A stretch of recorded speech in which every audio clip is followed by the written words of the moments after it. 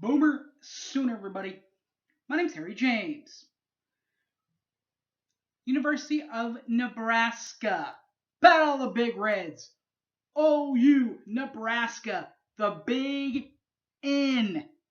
They'll be back in Norman for a non-conference tilt.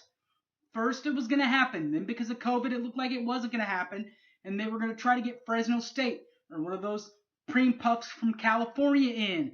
Now they're back in to this rivalry this year, and it'll be the 50-year anniversary of the 71 game between Oklahoma and Nebraska, by the way. All right, guys, we'll preview this year's version of the Nebraska Cornhuskers from the Big Ten next. Boomer Sooner 1982, don't go away!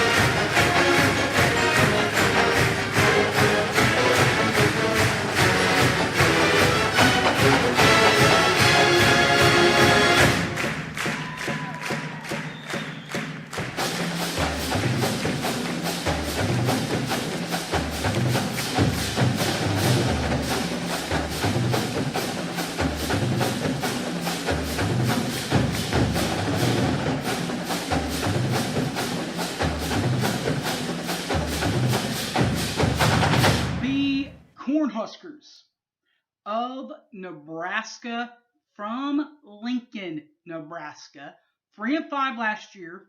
Remember, because of the COVID issues, only played in conference games and finished 3-5 with a Big Ten record. In the Big Ten West Division.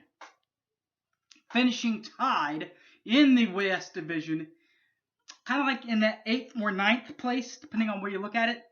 Finishing it with Wisconsin, Minnesota, and Nebraska themselves. They did, however, last year, they did have a win over Penn State. 30-23, got that one inside Memorial Stadium, where the Lincoln, Nebraska Cornhuskers make their home. Their head coach, Scott Frost, 4th season in charge of the Big Red in the Big N.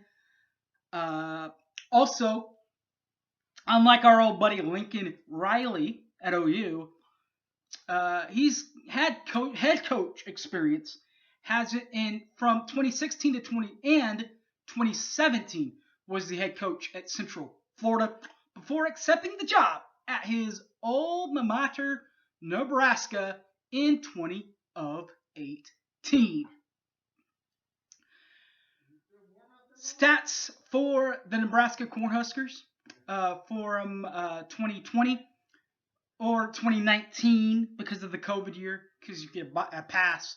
I believe all these players played last year, and they include passing leader number 2, Adrian Martinez, who passed for 1,055 yards, 4 touches, 3 picks, however, last season. A long pass of 38 yards. Rushing leader last year, Adrian Martinez. A-Mart rushed 91 times last season to go with 521 yards on the ground, 7 touchdowns that way. including a 51-yard long run last season. They do have a second returning rusher for the team, but he wasn't on this team last year. Marquise Stepp, 45 rushes last year, 165 yards on the ground, 3 touches, 49 was a long run. Did all that at Southern Cal last season during the COVID. Wide receivers. Wide receivers this year, this coming up year, include 2 of them. In fact, Samoe Toure is the big name. He's a transfer from Montana, Division I, AA, or FCS, if you will. FCS transfer. Comes in at Montana 2 years ago. Now, 2 years ago, because remember, FCS is this right now, what's going on right now in college football for 2020, because they put everything on halt till the spring. But during the fall of 2019, Samoe Toure, 87 catches, 1,495 yards in the air, 13 touchdowns, a long reception of 79 yards as a wide receiver for Montana. Also, number 1, Wan'Dale Robertson, 10 catches, 156 yards, 3 touchdowns, 42 along, also wide receiver.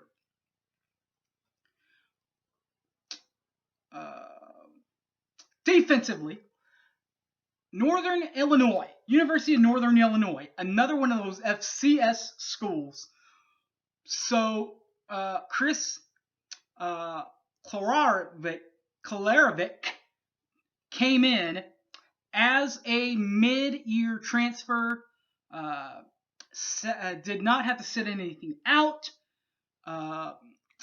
did not play FCS ball at UNI, but 2 years ago, 19, at Northern Illinois, had 79 total tackles, 0 forced fumbles, fumble recovered in a pick from his linebacker spot 2 years ago. Now he is eligible for automatic participation this season. Also, Joe Doman on defense. He's a linebacker from the University of Nebraska. He played there last year. Finished with 2 forced fumbles, 1 fumble recovered, 0 picks. Also from his linebacker spot. That's a little bit of offense, a little bit of defense. But if you're going to pull off the almighty, all-powerful upset, particularly in Norman, you got to play well on all 3 sides of the ball. Offense, defense, and special teams. And for that, they being Nebraska, will call upon Will Pasestep or Cryford Tyler. Now, Will Pasestep has a couple more attempts, 24, while Crawford Tyler only has 7 attempts. But get this one, all right? Pasestep, 24 attempts, 41.3 in average, 1 touchback, 7 balls inside the 20-yard line, a long punt, 56 yards. Get this one, though, from Crawford Tyler. 7 punts, 39.1 in average, 0 touchbacks, 2 within the 20-yard line, and a long punt of 61 yards. Now that is change of field position. 61-yard punts. But punts aren't going to help you, depending on how many punts they have. What's really going to help? Points. Particularly if you don't want to get it blown out too bad in Norman. If you're going to help that out, it's going to help to have kicker 33 Connor Culp. He's your guy for Nebraska. 13 for 15, 86.7% completion rating on the field goals, and a long field goal of 49 yards. Guys, that will wrap this thing up. Between now and the real time to when we really play Nebraska, there's some time off. You need something to listen to on that time off? Got you. Boom. That is Inside OU. That's on your podcast feeds. Brady Trantham, Keegan Renault, they do a great job on this. They work their rear ends off for this podcast. They work really hard. Go into the podcast, look up Inside OU, and you shall find it. But they also have this. It's a Patreon app. So it's Patreon, pay-per-view, Patreon, pay, pod. The pay percentage, $4. $4 for if you want to participate and just listen to podcasts. $5 if you want to listen to podcasts and you want to interact with Brady and Keegan, specifically for like film reviews. Keegan does a ton of film reviews. In fact, just did one on the newest OU wide receiver, Mike Woods from Arkansas or Arkansas, no matter where you're from. So look up that. Pretty good stuff on Mike Woods, the transfer from Arkansas. They also do, there's podcasts on here, there's interviews. In fact, I know this for sure. They're going to start Brady between now and the beginning of the season. There's some quiet time unless you're going to watch some of the softball games, which I am, by the way. And so what Brady's going to do is he's going to have OU fans, football fans, on here, on the pod, on the Patreon. Brady's going to ask questions. You're going to get a chance to answer the questions from Brady Trantham. If you're going to do that, just reach out to him at Brady Does Sports. That's on the Twitter page, Twitter machine. And boom, wham, bam, thank you, ma'am. Depending on how many people have volunteered to their time, they're going to try to get as many people on as they can, I'm sure. Let's see, there's that. All right, that should just about do it. Thanks for watching the preview show for the Nebraska Cornhuskers, people. They're actually going to play this game. So excited. Because as you go, first it looked like it was going to happen.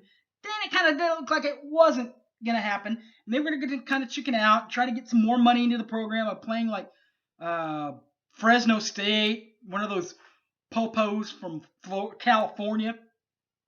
But they acted right.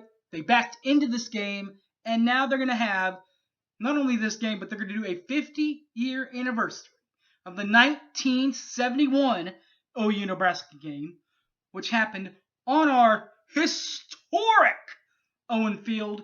Oh, and by the way, guys, it was 11 years before I was born, but if I'm not mistaken, we still lost that game. But yet, we're still going to throw a party in the celebration. Because that is, at least as far as Big 8's concerned, the game of the century. Alright guys, thanks for watching. My name's Harry James. You can catch this and all my other videos on YouTube, Bummer Sooner 1982. Also, Facebook, Harry James Taylor, or on the Twitter machine, I'm Harry. Next week, guys, West Virginia. We'll preview conference play starting with West Virginia. Till then, guys, I'm out of here. Bummer Sooner. Take care. Peace.